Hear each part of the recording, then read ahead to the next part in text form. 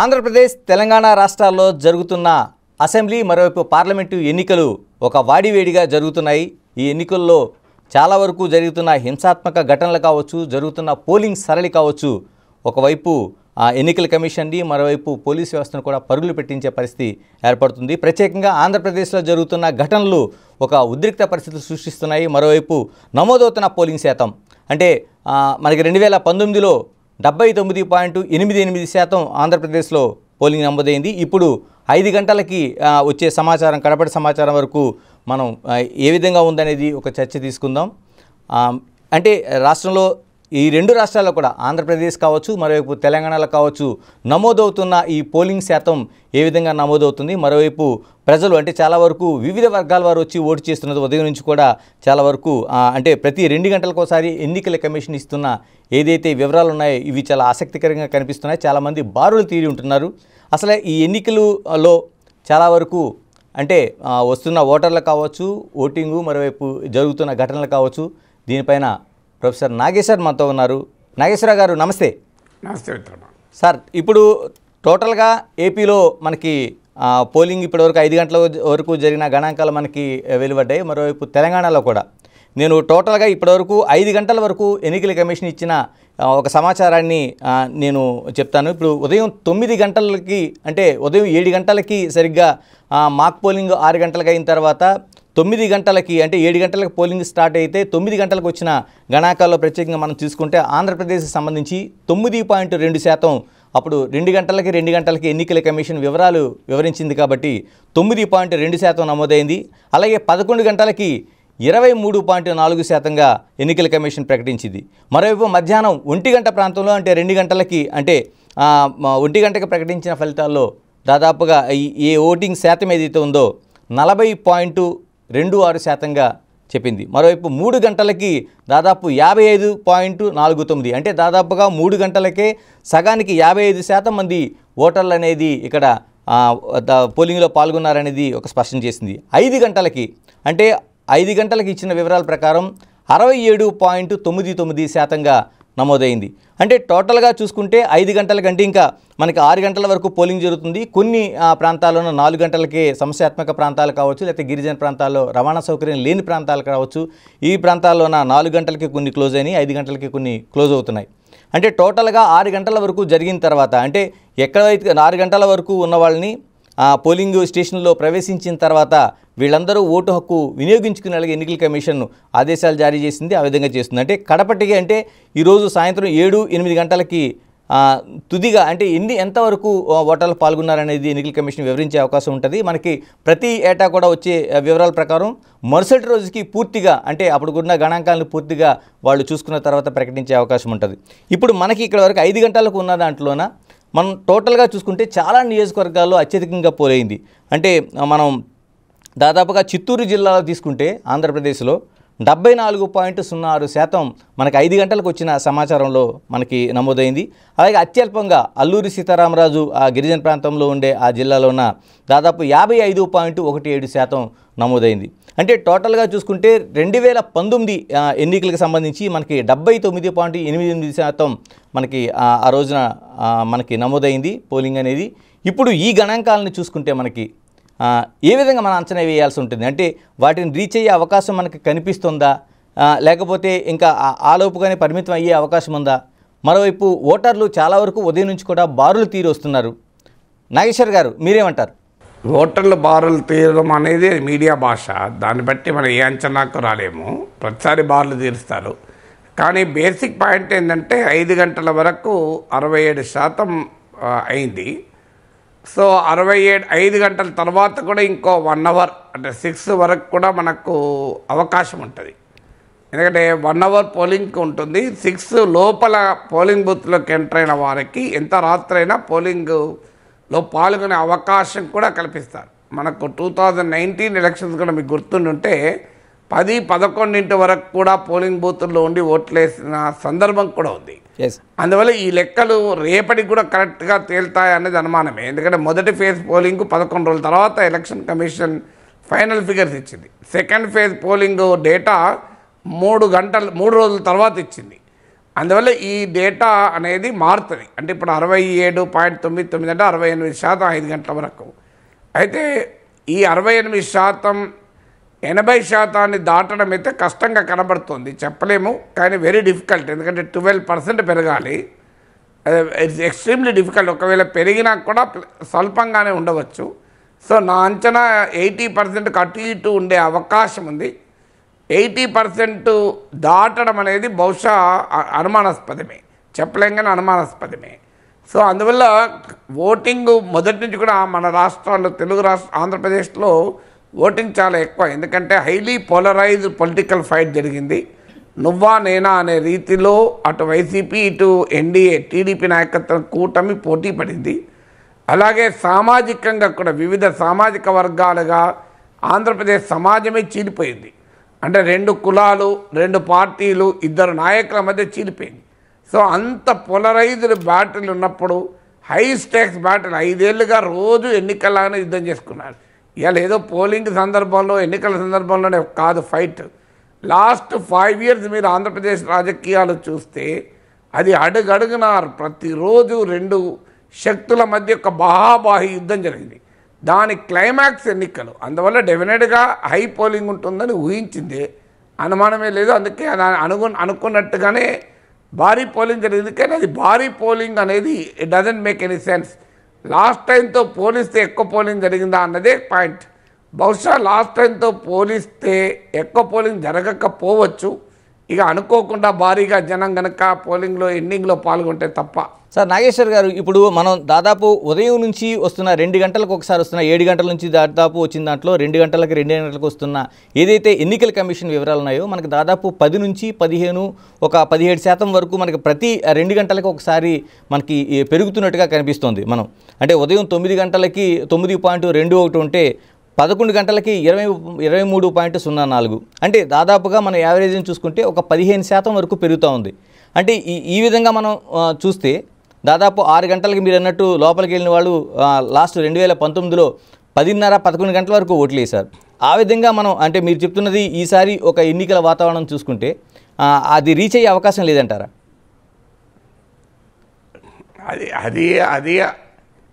అది అర్థం లేని ఆర్గ్యుమెంట్. ఎవరేజెస్ ఇప్పుడు నీకు 10 మార్కులు వచ్చిన వాళ్ళకి 20 మార్కులు రావడం ఇది, 90 మార్కులు వచ్చిన వాళ్ళకి డబుల్ అవుతుందా? 180 మార్కులు వస్తాయా?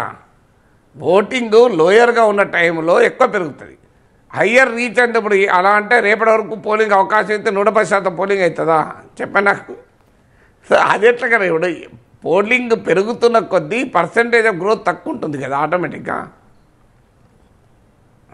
సరే, అలాగా మరోవైపు ఈ పోలింగ్ గణాంకాలని చాలా వరకు లెక్కలు కడుతున్నారు.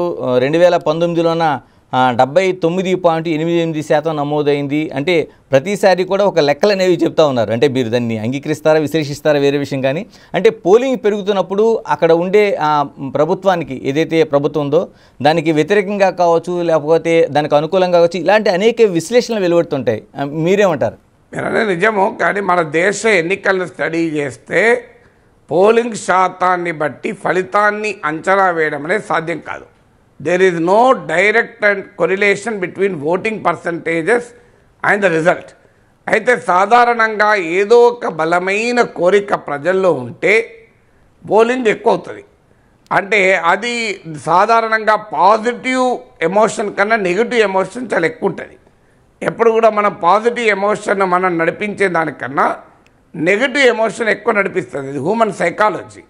అందువల్ల ప్రభుత్వానికి అనుకూలమైన వేవ్ ఉన్నా ఓటింగ్ పెరుగుతుంది, ప్రభుత్వానికి వ్యతిరేక వేవ్ ఉన్నా ఓటింగ్ పెరుగుతుంది. అయితే సాధారణంగా అనుకూల వేవ్ అనేది పాజిటివ్ ఎమోషన్, వ్యతిరేక వేవ్ అనేది నెగిటివ్ ఎమోషన్. నెగిటివ్ ఎమోషన్ ఎక్కువ ఓటింగ్ను డ్రైవ్ చేస్తుంది కనుక సాధారణంగా ఓటింగ్ భారీగా పెరిగితే ప్రభుత్వ వ్యతిరేక ఓటు అనే సిమ్టమ్ ఉండాలి.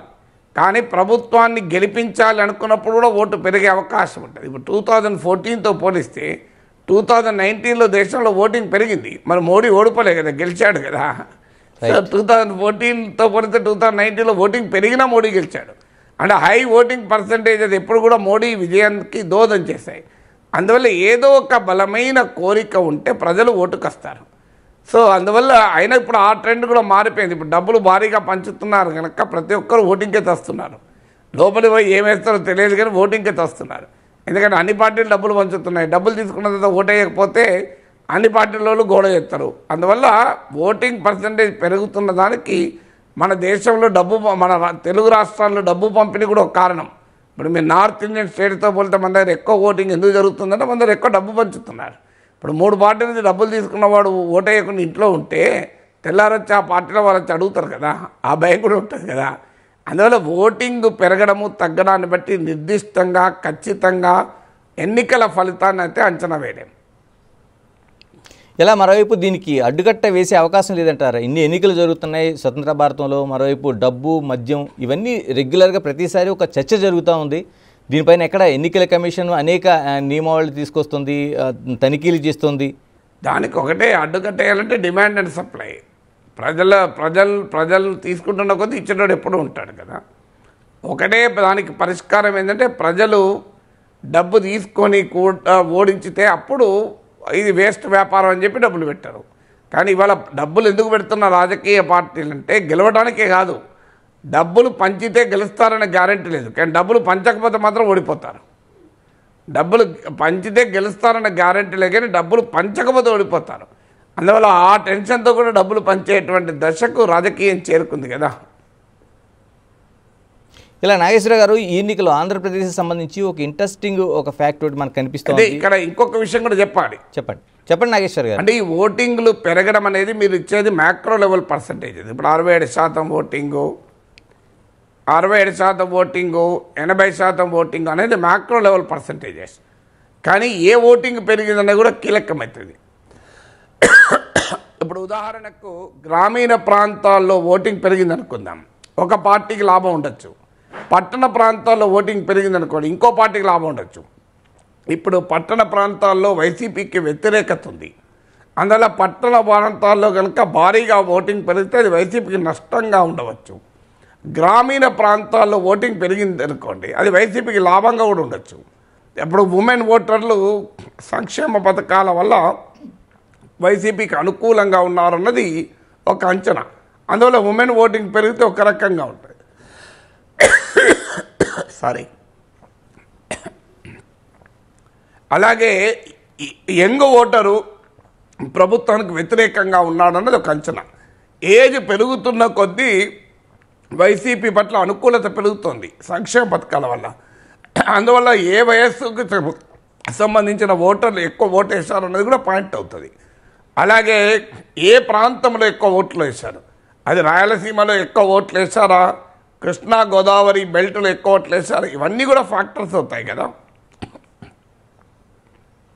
ఇలాగ మరోవైపు అదే మీరు చెప్తున్న దాంట్లోకి నేను వస్తున్నాను. దాదాపుగా ఇప్పుడు మనకి ఈ వివరాలు తీసుకుంటే చిత్తూరు జిల్లాలోన అంటే అర్బన్ ప్రాంతంలో దాదాపు 74.06% నమోదైతే రూరల్ ప్రాంతాలకు సంబంధించి మనకి 50%, 51% ఇలా నమోదైంది ఆంధ్రప్రదేశ్కి సంబంధించి. అంటే మీరు చెప్తున్న ఏదైతే ఒక లెక్కలు ఉన్నాయో దానికి అనుగుణంగా దీన్ని అన్వయించుకోవచ్చు అంటారా? అంటే దాన్ని కూడా మీరు లాస్ట్ టైంతో పోల్చాలి కదా. అంటే లాస్ట్ టైంతో పోల్చాలి. మీరు ఇప్పుడు రూరల్ అర్బన్తో పోల్చితే కలిగేది కదా. లాస్ట్ టైం ఎంత ఉన్నది, ఇప్పుడు ఎంత ఉన్నదని చూడాలి. తర్వాత చిత్తూరు జిల్లా మొత్తం అర్బన్ అని చెప్పలేం కదా. చిత్తూరు జిల్లాలో అర్బన్ ఉంటుంది, రూరల్ ఉంటుంది. ప్రతి కాన్స్టిట్యున్సీలో అర్బన్ ఉంటుంది, రూరల్ ఉంటుంది. ప్రధాన్ని రూరల్ కాన్స్టిట్యున్సీ అని తీసుకోలేం మనం.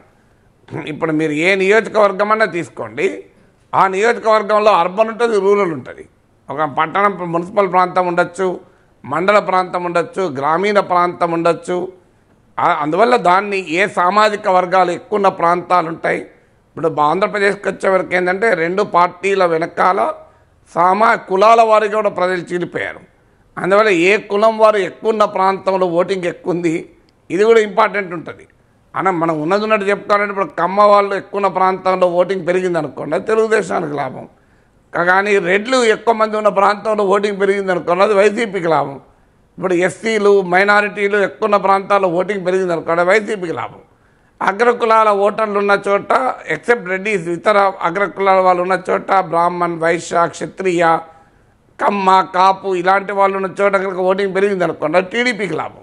అందువల్ల ఏ కులాల వారు ఎక్కువ ఉన్న చోట ఓటింగ్ పెరిగింది, ఒకే కాన్స్టిట్యున్సీలో కూడా గ్రామీణ ప్రాంతంలో పెరిగిందా, మండల హెడ్ క్వార్టర్స్లో పెరిగిందా, ఇలాంటి అనేక ఫ్యాక్టర్స్ని స్టడీ చేస్తే తప్ప ఓటింగ్కు ఎలక్టోరల్ రిజల్ట్కు ఒక కొరిలేషన్ మనం ఎస్టాబ్లిష్ చేయలేము. సార్ మీరు చెప్తున్నట్టు నిజంగానే ఇంత కులాల వారీగా, అంటే ప్రధాన కులాలను పక్కన పెడితే మిగతా ఎస్సీస్ కావచ్చు, బీసీస్ కావచ్చు, మిగతా కమ్యూనిటీస్లో కూడా ఇంత రేఖ కనిపిస్తుందంటారా స్పష్టంగా ఆంధ్రప్రదేశ్కి సంబంధించి?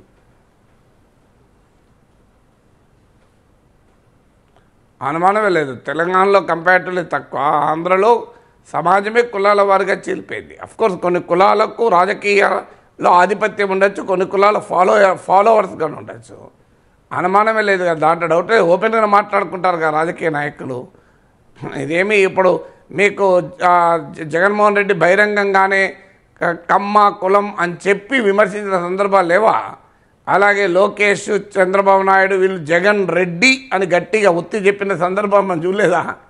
జగన్ జగన్ జగన్ అని అంటారు, ఎవరు జగన్ రెడ్డి అని అంటారు. మీరు గమనించండి, చంద్రబాబు నాయుడు అయినా లోకేష్ అయినా ఎప్పుడు ఉపన్యాసాలైనా పవన్ కళ్యాణ్ కూడా జగన్ రెడ్డి అని ఒత్తి చెప్తారు. ఎందుకు చెప్తారు? లేకపోతే జగన్మోహన్ రెడ్డి అయితే బహిరంగంగానే కమ్మ కులాన్ని టార్గెట్ చేస్తూ మాట్లాడారు కదా. నాగేశ్వర్ గారు, మరోవైపు తెలంగాణకు సంబంధించిన మన గణాంకాలు తీసుకుంటే ఓవరాల్గా ఉదయం నుంచి వస్తున్నది దాదాపుగా అక్కడ కూడా అదే ఫ్యాక్టర్లో మనకి పెరుగుతూ కనిపిస్తుంది. 5 గంటలకి దాదాపు 61.16% తెలంగాణలోనే మనకి పార్లమెంట్కి సంబంధించి ఒకే ఎన్నికలు జరుగుతున్నాయి కాబట్టి పార్లమెంట్లో నమోదైంది. ఇక్కడ మనం చూడాల్సింది అర్బన్ ప్రాంతంలో, అంటే ప్రత్యేకంగా హైదరాబాద్లో తీసుకుంటే లాస్ట్ టైం కూడా 40-41% మనకి పూర్తిగా అసెంబ్లీలో కూడా దాటలేదు.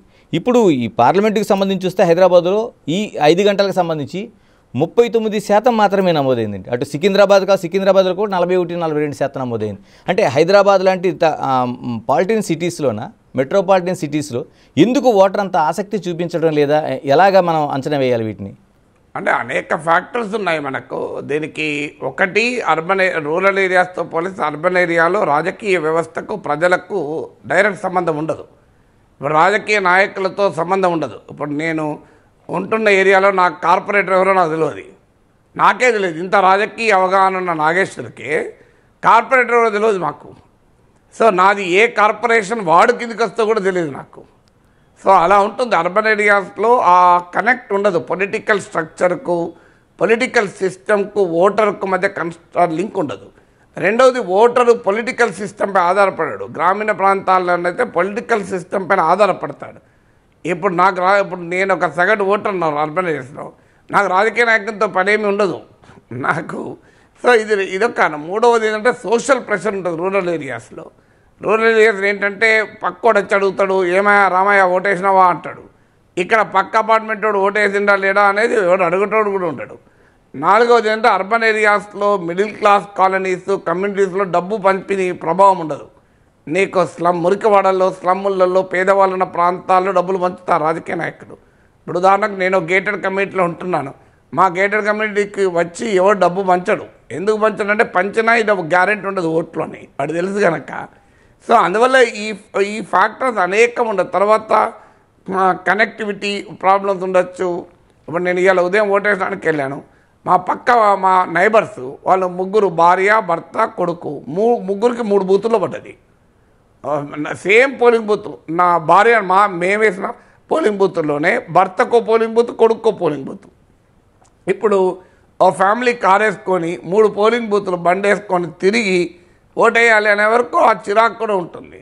సో ఇంత కంప్యూటరైజ్ యుగంలో కూడా ఇప్పుడు మా ఇంట్లో ఉన్న 3 ఓట్లు ఒకటే పోలింగ్ బూత్లో ఉన్నాయి. ఎందుకంటే నేను తెలుసు కనుక, బిఏలో బూత్ లెవెల్ ఆఫీసర్ నేను తెలుసు కనుక మా ముగ్గురిని 3 చోట్ల వేయలే. కానీ ఇప్పుడు ఆ పక్క వాళ్ళ ముగ్గురిని 3 చోట్ల వేశారు.